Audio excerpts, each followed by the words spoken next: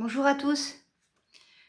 Cette vidéo aujourd'hui est pour tous ceux qui sont sûrs et certains de ne pas vivre les jeux de pouvoir. Donc quand on pour que tu en sois vraiment sûr de ne pas vivre, les jeux de pouvoir, eh bien fais des petits tests déjà, d'accord? Donc change des choses dans tes façons d'être, dans tes façons d'agir avec tout le monde dans ton entourage, c'est-à-dire teste, fais des tests, joue. Bah oui, on a le droit, on a le droit. Ce n'est pas ne pas respecter quelqu'un que de jouer. Alors, tout dépend l'art et la manière de jouer, évidemment. On va pas te, voilà, je te demande pas d'attaquer les gens ou de ne pas les respecter, c'est pas ça. Change quelques petites choses et regarde ce qui se passe autour de toi. Ça, j'ai déjà dit dans des vidéos. Les jeux de pouvoir sont partout, on les vit tous.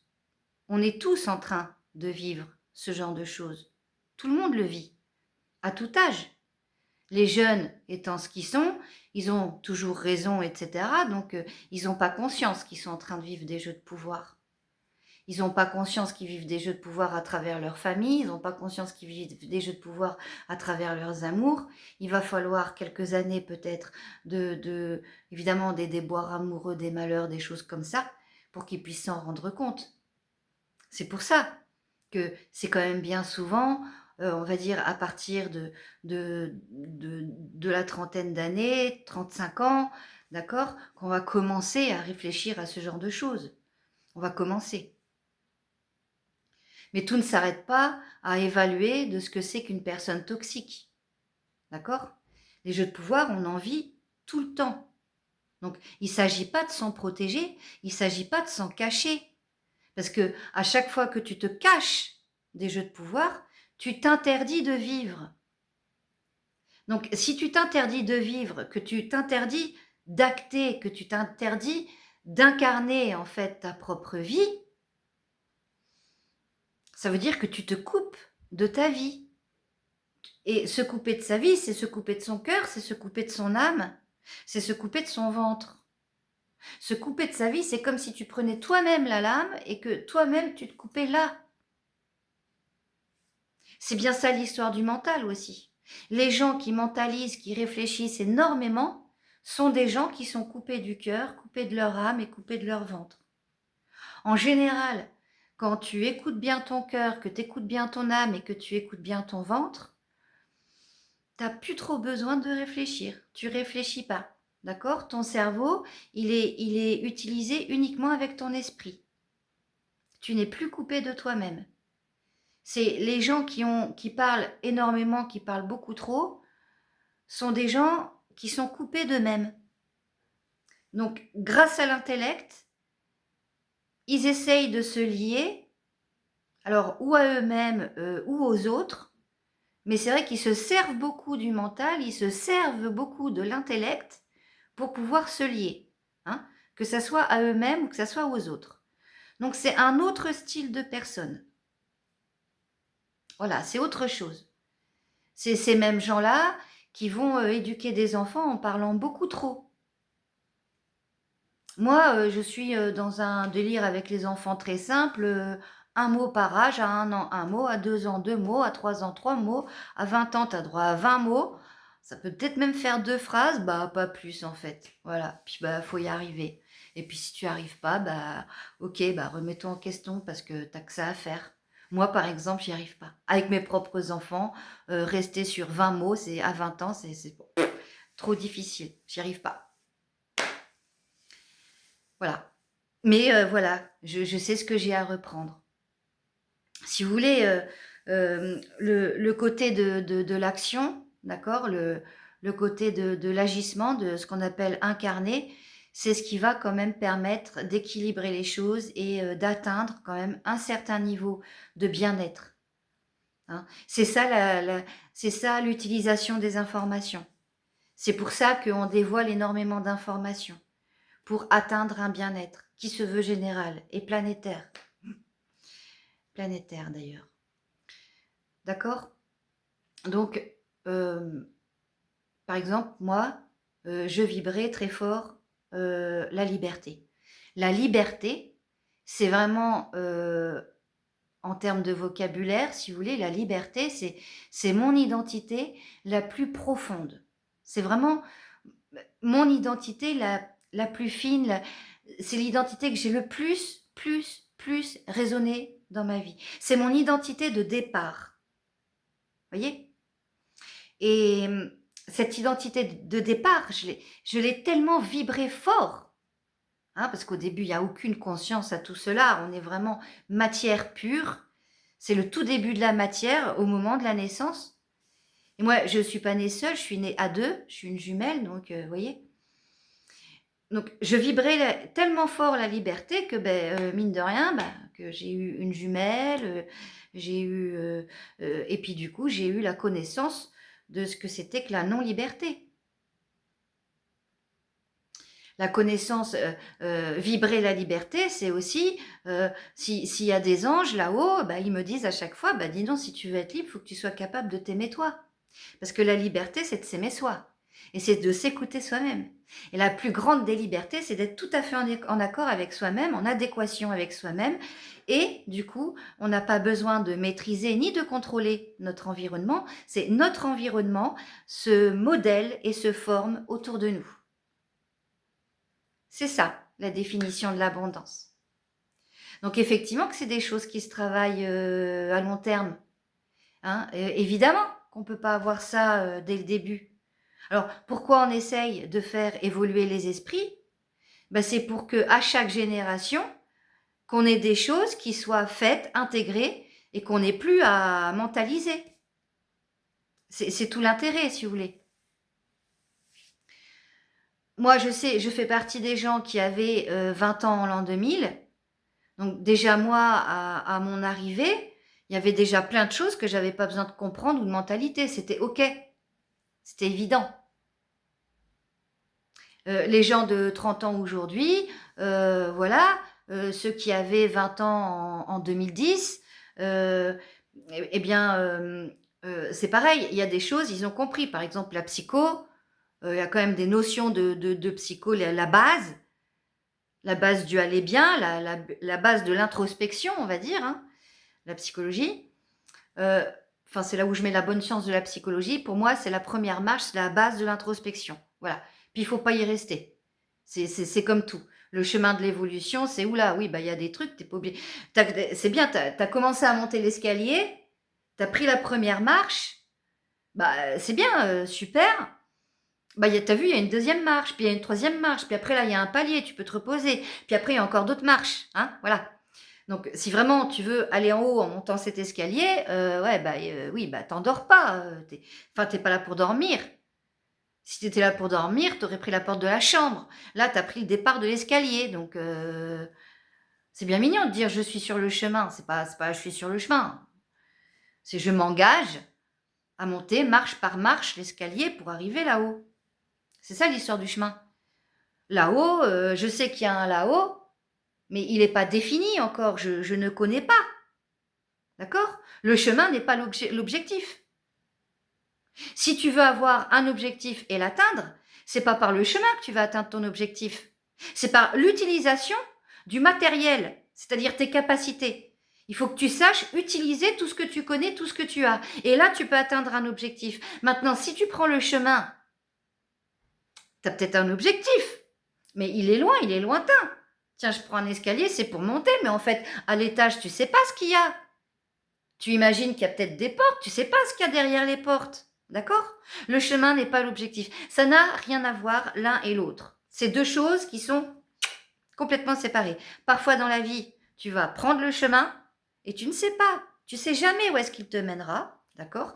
Ou parfois dans la vie, tu as un objectif que tu veux absolument atteindre. Et là, tu engages autre chose. C'est pas un chemin, d'accord? C'est un parcours d'utilisation du matériel. Alors, matériel visible, matériel invisible, d'accord? Mais c'est l'utilisation de tous les outils que tu es capable d'employer, d'utiliser pour atteindre ton objectif. Être sur le chemin, c'est autre chose. Tu sais pas où tu vas. Donc, c'est une croyance. C'est une croyance profonde, en fait,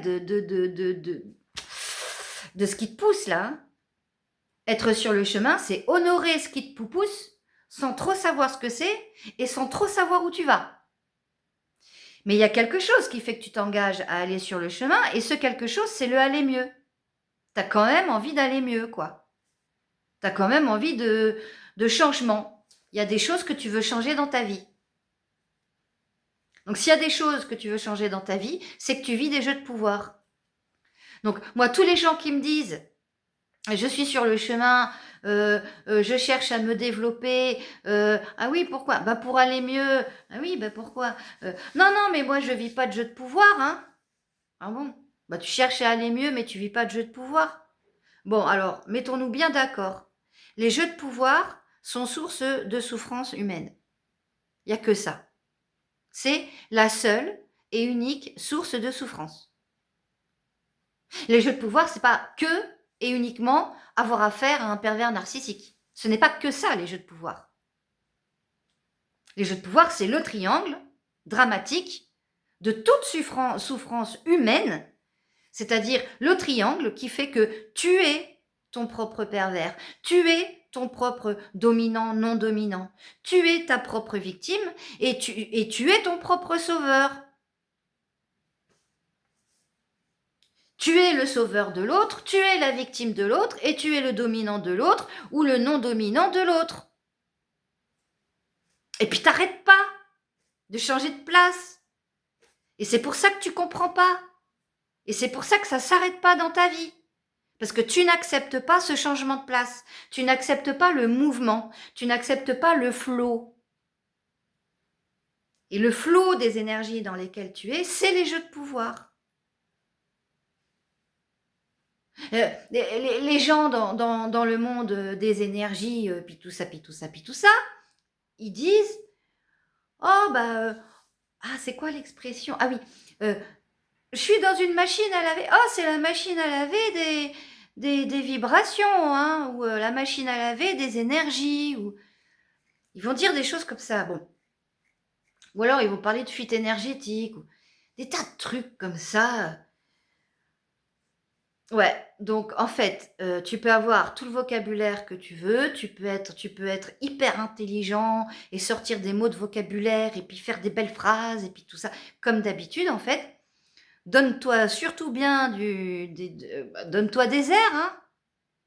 Mais en fait, tu vis des jeux de pouvoir.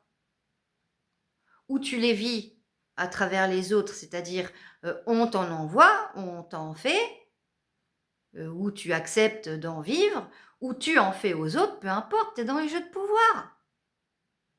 Il y a moult, tu te rends compte, il y a 3 positions. Et puis il y a l'extérieur et puis il y a l'intérieur. Donc en fait, ça te fait quand même moult équations. Il y a quand même, il y a 2-3 trucs à réfléchir quand même. Ça en fait des équations à comprendre. Hein? Donc comprendre le flux, comprendre le mouvement énergétique, à ce niveau-là, là, ça commence à être important là quand même. Donc dans tes actions, si tu dis que tu vis pas de jeu de pouvoir, eh ben puisque tu n'en vis pas, bah vas-y, change de comportement et puis regarde ce que ça donne dans ton entourage. Tu vois? Change de comportement. Puis tu verras. Tu verras qui t'as affaire. J'ai fait toute une vidéo pour expliquer tout ça.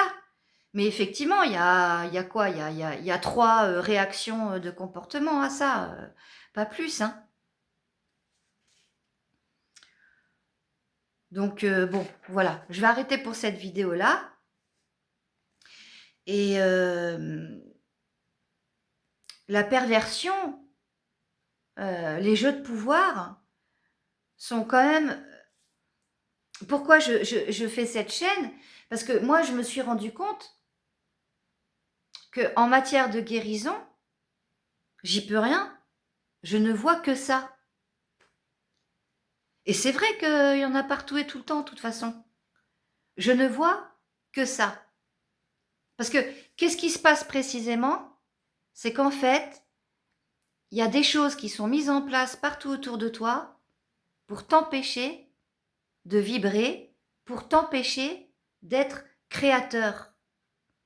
Parce que ton pouvoir magique, la magie du monde incarné, c'est-à-dire qu'est-ce que la vie sur Terre? La vie sur Terre, c'est d'exercer la magie de Terre, la magie du monde, et la magie du monde incarné, c'est la création.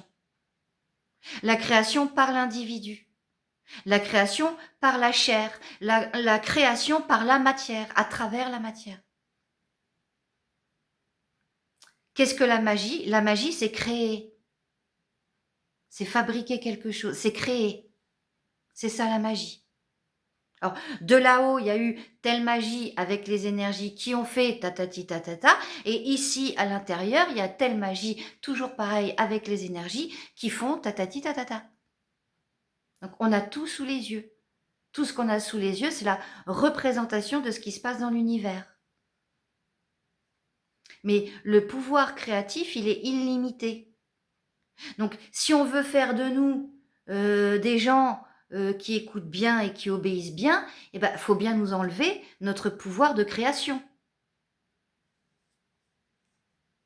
C'est quand même des choses comme ça qu'on est censé comprendre à travers la spiritualité. Parce que si tu comprends même pas ça dans la spiritualité, bah à quoi ça sert? Bon, je suis carrément dans le noir. Je vais arrêter cette vidéo pour aujourd'hui. J'en reprendrai une demain. Je ne veux pas aller trop loin. Je ne suis pas une journaliste qui t'envoie de l'information.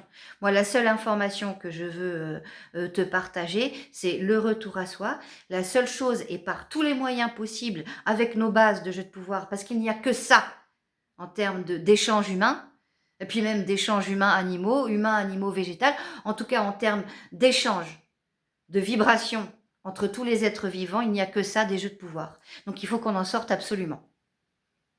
Voilà. Et pour en sortir absolument, faut comprendre ce que c'est que les vibrations, le flux énergétique, le flow. Voilà, il faut comprendre ces choses-là et je les expliquerai jusqu'à plus soif, jusqu'à ce que tu comprennes. Parce que c'est tellement important. Parce que si toi tu comprends, tu pourras faire comprendre peut-être une centaine de personnes autour de toi. Bon allez, j'arrête, on voit plus rien. Mouah, mouah, mouah. Bisous à tous, à bientôt.